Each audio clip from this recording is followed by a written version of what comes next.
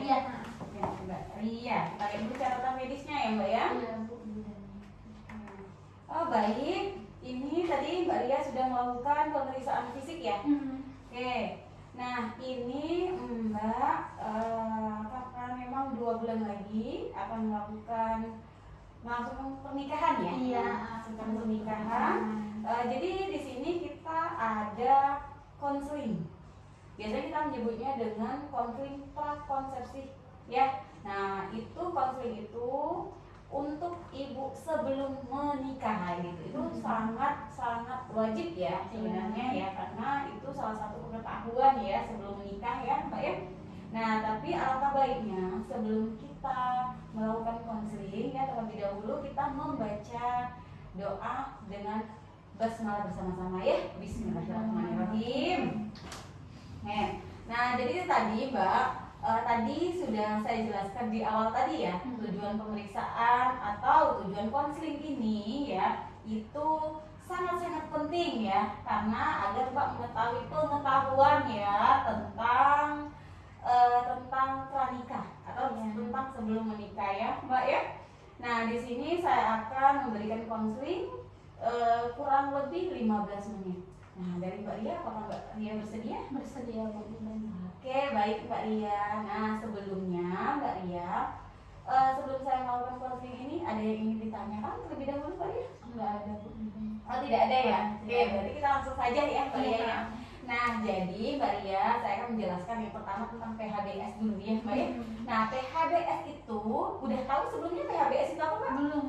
Oke, PHBS itu perilaku hidup sehat dan bersih ya. Nah, perilaku hidup sehat dan bersih itu sangat penting sekali ya untuk kehidupan sehari-hari ya dan untuk kesehatan sehari-hari. Karena yang pertama itu untuk mencegah virus dan penyakit ya, untuk mencegah penyebarannya ya, Pak. Nah, yang pertama ya untuk melakukan PHBS itu yang pertama yaitu dengan cara mencuci tangan sebelum dan sesudah makan. Nah itu salah satunya kayak gitu ya Mbak ya. Dan mencuci tangan sebelum dan sesudah melakukan aktivitas ya itu. Nah mencuci tangan juga itu harus dengan sabun dan air yang mengalir ya Mbak. Dan dengan 7 langkah efektif mencuci tangan biasanya kayak gitu. Nanti Mbak Ria kita kasih posternya ya, atau kita kasih leaflet nanti ya di rumah ya, biar Mbak Ria tahu dan biar Mbak Ria bisa mempraktekkan nanti di rumah ya Mbak Ria ya. Selanjutnya yaitu harus wajib menggunakan masker. Nah, mengapa wajib menggunakan masker? Karena masker ini salah satu benteng ya untuk mencegah penularan virus dan penyakit juga ya gitu ya. Kenapa harus memakai masker ya kayak gitu? Karena kita nggak tahu orang-orang yang dekat dengan kita, orang-orang yang bertemu dengan kita, kira-kira dianya bisa menyebarkan penyakit atau tidak ya. Nah contohnya nih kayak batuk, pilek, nah itu tuh kan biasanya kita sebut dengan penyakit musiman ya kayak gitu. Kalau seandainya ada orang batuk satu, mulai deh sekelilingnya ikut semua batuk. Tapi kalau seandainya Mbak Ria dengan memakai masker itu mengurangi penyebarannya ya, penyebaran virusnya ya. Nah yang selanjutnya yaitu social distancing. Nah sudah tahu social distancing kemarin tuh sudah ini banget ya, tersebar banget ya waktu zaman COVID kemarin ya. Social distancing. Nah itu ya Mbak ya sudah ini banget. Nah jadi kayak gini Mbak, itu social distancing itu artinya kan menjaga jarak ya. Nah menjaga jarak ya nggak serta-merta kita itu kalau menjaga jarak ya harus menjauhi orang tersebut, enggak. Tapi setidaknya kita harus menjaga ya. Kalau seandainya orang itu, oh orang ini nih ada batuk, pilek segala macam, setidaknya kita agak menjaga jarak sedikit kayak gitu ya, tanpa orang itu tahu dan tanpa orang itu tersinggung kayak gitu ya Mbak ya. Jadi social distancing ini hanya Mbak yang bisa menjaganya kayak gitu. Jangan sampai juga Mbak karena menjaga banget jadi kalau seandainya orang yang kayak gini Mbak menjauhin banget, boleh kayak gitu juga ya Mbak ya. Nah selanjutnya itu yaitu menggunakan air bersih ya untuk minum, untuk masak sehari-hari itu wajib menggunakan air minum ya Mbak ya. Dan melakukan olahraga fisik sehari-hari. Jadi olahraga itu tuh nggak nggak mesti lama-lama sebenarnya ya, cukup 15 menit 20 menit aja nggak apa-apa. Nggak mesti juga Mbak harus ke gym kayak gitu, nggak mesti ya. Jadi kalau seandainya Mbak Ria memang sibuk banget ya, ada waktu cuma 15 menit, nggak apa-apa, lakukan peregangan-peregangan kayak gitu kan. Sekarang kan banyak banget ya di YouTube ya. Nah, peregangan ini, olahraga ini, nah itu bisa digunakan ya. Nah, jadi olahraga ini juga sangat penting. Sangat pentingnya kenapa? Karena olahraga ini juga untuk membuat daya tahan tubuh Mbak lebih sehat ya. Dan biasanya lebih kerasanya setahun 2 tahun nanti, kerasa banget berkat Mbak olahraga biasanya lebih sehat gitu ya. Oke.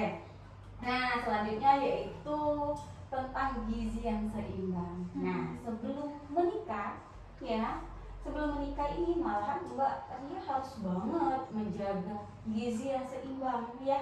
Karena agar saat Mbak Ria sudah menikah dan Mbak Ria hamil ya, nantinya janin yang ada di perut Mbak Ria itu tercukupi nutrisinya ya Mbak Ria ya. Nah, gizi seimbang ini apa saja sebenarnya? Nah, sama seperti yang biasa kita sebut dengan 4 sehat 5 sempurna. Artinya kalau saat Mbak Ria makan itu ada lauk pauknya, harus ada sayur mayurnya, ada harus makanan pokok ya kayak gitu ya, buah-buahan. Dan yang kelima, karena 4 sehat dan 5 penyempurnaan, itu ada susu kayak gitu ya Mbak ya. Nah, lauk pauknya contohnya apa? Itu harus protein biasanya ya kayak gitu ya Mbak ya. Proteinnya dari apa? Dari telur bisa, dari daging-dagingan, ikan-ikan gitu ya. Lauk pauknya itu tadi ya Mbak. Terus juga sayur-sayurannya. Sayur-sayurannya itu sayur-sayuran hijau boleh gitu, kayak kangkung, katu dan lain sebagainya.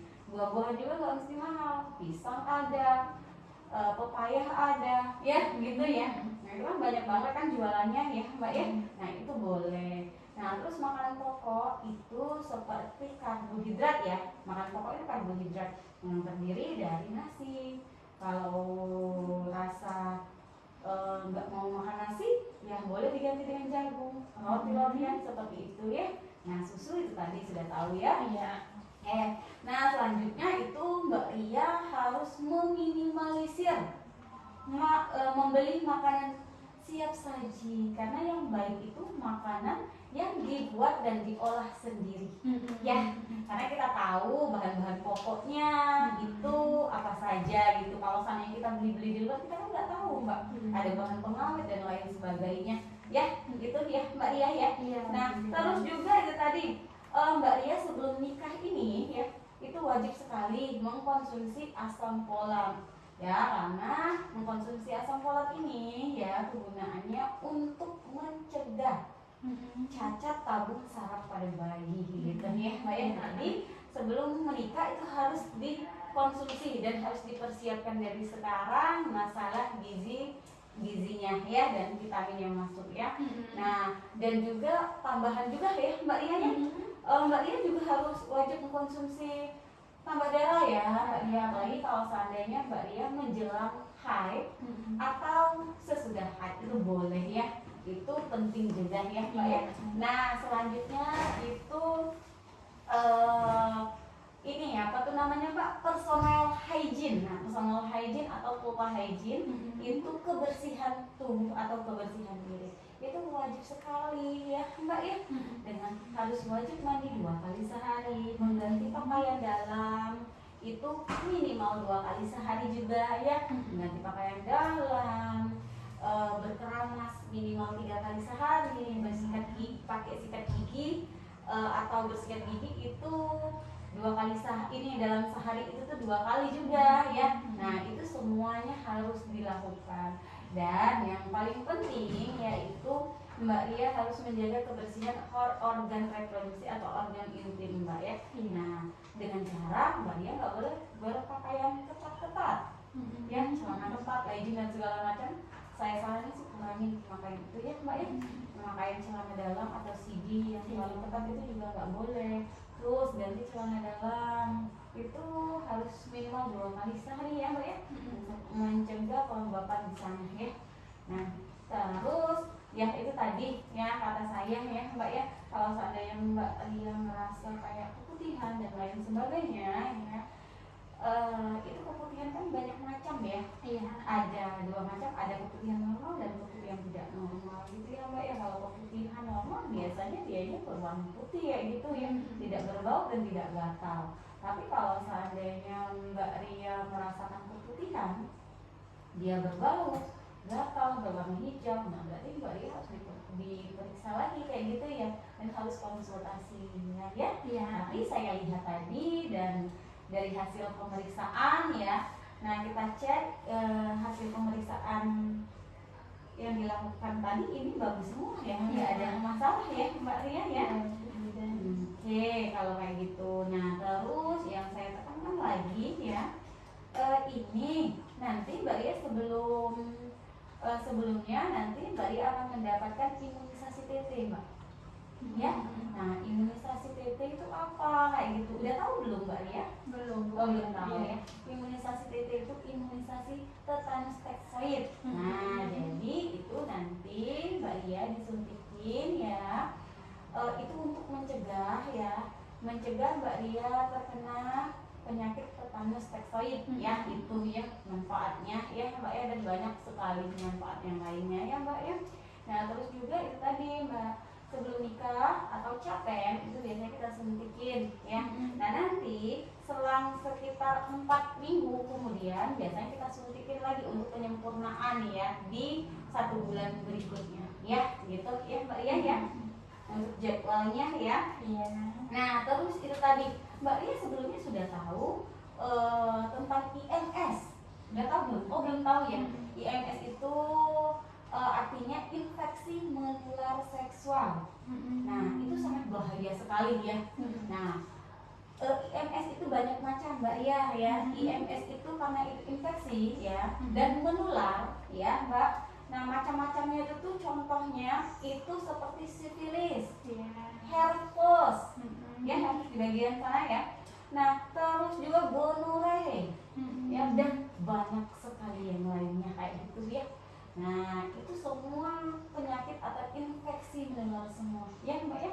Nah itu sangat bahaya sekali ya untuk ibu pranikah atau untuk ibu sebelum menikah ya gitu, karena penyakit itu ditularkan oleh berhubungan seks ya Mbak. Nah itu bisa ditularkan berhubungan seks oleh 2 orang atau lebih, bisa ditularkan oleh pasangan kayak gitu ya Mbak ya. Nah berganti-ganti pasangan itu juga bisa menularkan penyakit yang ini. Nah itu tadi nanti Mbak Ria nanti kita cek juga keseluruhan kayak gitu ya. Nah nanti juga kita cek juga suaminya juga, calon suaminya juga kita cek juga ya, biar tahu kayak gitu ya. Nah dan terus juga IMS ini sangat bahaya juga untuk ibu saat hamil atau untuk bayinya, karena IMS ini juga bisa menular ke bayi gitu dan bisa membuat bayi itu infeksi ya. Nah penyebab infeksi ini banyak sekali Mbak, bisa jadi bayi bisa keguguran terus juga bayinya bisa juga lahirnya tuh belum waktunya dia sudah lahir ya, jadi sangat-sangat bahaya ya Mbak ya. Dan selanjutnya ini yang terakhir ya. Nah ini Mbak Ria, Mbak Ria tidak merokok ya? Enggak.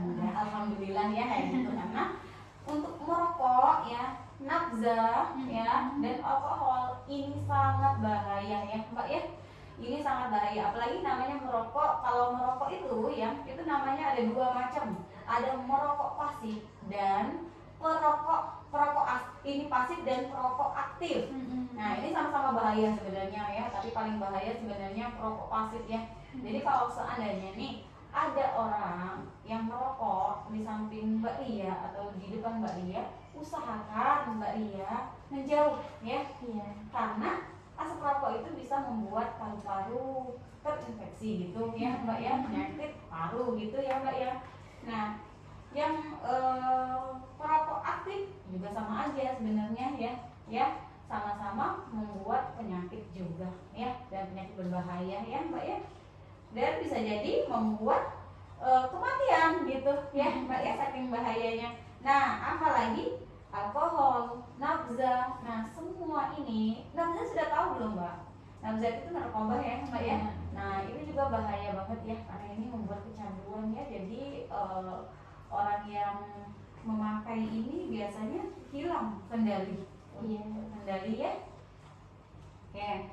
Nah, jadi Mbak Ria, dari yang saya jelaskan panjang lebar ini, kira-kira Mbak Ria sudah paham dan mengerti, Mbak Ria? Paham, Bu. Sudah paham ya? Kira-kira sebelumnya Mbak Ria ada yang ingin ditanya, Mbak?